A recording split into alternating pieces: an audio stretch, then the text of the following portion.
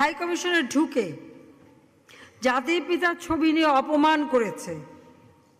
এত সাহস কোথা থেকে পায় আমি জিজ্ঞাসা করি।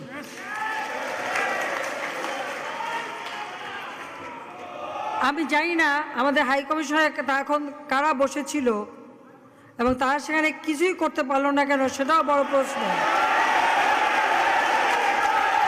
আর আমি আমার প্রবাসী যারা বাঙালি, না আমার প্রবাসী বাঙালিদেরও আমি বলবো যে যারা এই ঘটনাগুলি ঘটিয়েছে তারা চলাফেরা করে না, তাদের দেখেন না।